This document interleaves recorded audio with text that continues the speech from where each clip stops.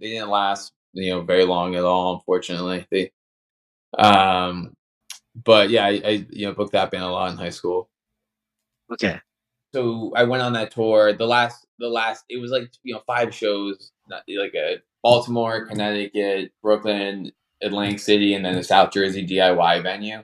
And at the South Jersey one, it was the last show, like a Sunday night, and they wouldn't let me in without paying because I said I wasn't in the band. And they were saying Mike was in the whole band saying, no, he's in the band, he's okay, or like he's just with us, right? And she said, well, no, I went on the Facebook page and he's not listed, so he's got to pay like $5 or whatever it was. And so Mike went ahead and updated the Facebook page to add me as a band member. And then I would say for a couple of years there, I was, I love seeing Kill Lincoln, right? As a fan, I'm a fan of Kill Lincoln, and I was back then. Otherwise, I wouldn't have gone and seen them so all the time. So I had fun going and seeing them, and I would do that, but not necessarily every single show. I would say there's a couple of years where maybe I didn't really feel like the responsibility necessarily of it or the commitment of it. And then maybe I'm not sure exactly when, but I kind of realized, oh, hey, I kind of like I'm doing something here. I better do a good job at it. And then it was probably, and especially when they gave me credits on the album. When you're listed on the record, you're like, oh crap, I gotta do a good job here, right? And Yeah. I think I also kind of realized it's okay. So going back to the history of Hype Man, right? I don't know anything about the history of Hype Man, right? And I don't. If I'm learning about it and I don't know anything, how am I going to expect somebody else to be able to understand this, right? So what I kind of thought was I either have to be all in or just like not really kind of do this because it's kind of weird if you see a band and sometimes they have a guy that's just there dancing and sometimes there's not. I felt like it has to either be part of the band or not, and probably and that's when I was like, okay, well, if I'm gonna do it, I'm gonna do it. And so that's when I was like, I can't like miss shows. I gotta be at rehearsals. I gotta be at sound check. If I'm in it, like I'm in it, right? Especially when we're doing these long tours, when we're going to Japan, when we're going to, I mean, Killing It, we do a lot of serious stuff for you guys who don't get a paycheck from it, and have really have a lot to balance. And uh if we're not all in, every single one of us, it would never work, right? Including me. So in terms of kind of the history of it and my role, it's ever changing. What I'm doing, right? Whether I'm on stage or I'm in the crowd, I'm on TikTok or I'm flyering, right? I'm always just trying to do the same thing: is make sure everybody has a great experience and they know about this awesome band that they can go see and have a good time with. So you have credits on the albums. Are you on the albums? In gang vocals mostly, and I have a solo on the new record. Oh, solo as in vocal solo? You gotta check it out. No Normal, out now on Bad Time Records. JoeLincoln.com. So you do gang vocals. Why have you ever been given a microphone on stage? No, I only take them. You are allowed to take them. The band doesn't have a rule against you getting on a mic. I take them a lot less than I used to. Oh yeah, because I used to always take the wrong ones too. Like I'd take a horn mic and give it to the crowd. I think crowd vocals and gang vocals are a lot of fun. I think pylons are a lot of fun. I think jumping on stage and singing a part like this gang vocal is really fun, and it's all part of that fun live show experience. Yeah. A lot of times I'll just take a microphone and give it to the crowd. I always hope that whatever people see me do, they know that they can do it too, right? Yeah. Like that's part of the reason. Like if I'm in a like if no one's dancing, right, and some guys dancing, that means you can dance too, right? But the same goes for everything else, right? If some guy jumps up and screams into the mic, well, you do it too, right? Have fun, be a part of the experience. But I don't really need a mic, and we need like less things on stage, right? More like rather than more, right? We're already a ska band, so there's a bunch of us. And then you got a guy who doesn't even play an instrument dancing around causing ruckus.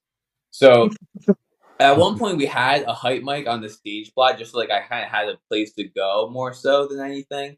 But no, I don't think it. I don't think it works for what I do. I don't like it. To me, it's just another barrier between us and the crowd. All right. Maybe like a dummy mic would be nice. One that's not even really plugged in, but I can just kind of like grab it and use it when I feel like it, and just throw it out there.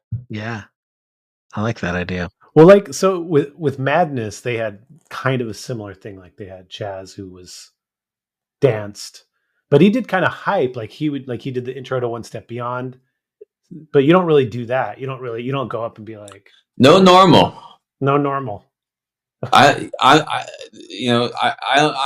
figuring out what I'm doing every day, just like the rest of us. One thing I'd like to recognize really quickly is you stopped drinking recently. Yeah, 10 months ago. Yeah. Temporarily though. Yeah. How's that going? I unfortunately have to say I look and feel great. I did it because I did a lot of sobriety stints last year when we did the New Tone tour, just because I have a regular job that I need to pay my bills and support my life, and working that and then trying to juggle it from the road and then also doing the tour. I was like, I can't do this and then also drink, because really the drinking, it kills your sleep. Even if you have like 2 or 3 drinks on a night, like you might as well not be getting sleep that night. The way your body works, it's awful. So then at the end of the year, I was just like, man, I'm so busy. I'm just gonna cut it out for a whole year and see if that really helps. Like just keep me on track. And because like Killing, and we had enough. I mean, we're very busy, right? Yeah. And I have a bit busy life outside of Killing as well. So I just decided to give not drinking for a year a try, and like I said, unfortunately, I feel great. I am very productive. I sleep great. It makes pouring a hell of a lot easier. I think, I think it's important. Also, as like, I think as someone who grew up in like a punk scene and who is involved with punks, I think it's also what you realize also is just what this outsized influence alcohol has on our culture, and kind of how messed up that is. And for especially like the punk rock world, how it's such a big part of it, but it's this thing that really doesn't benefit us much at all. It's like, unfortunately, people have serious problems with it. Unfortunately, it's in a lot of ways, it's a waste of money. It's, I think alcohol is fine. I'm somebody who's going to drink again. I'm not like swearing off alcohol forever, but not drinking for a year has made me realize how ubiquitous it is, right? And how often I don't need to drink. Which, in the past, like when I would tour, I'd probably, you'd be drinking 70-80% of the nights, right? And not, drinking to excess, but maybe having, a couple beers over the course of a night. In the future, maybe I'm drinking like, at the end of the tour to celebrate, a drink or two. I'm not sure. But it is an interesting perspective that it's given me on a whole lot.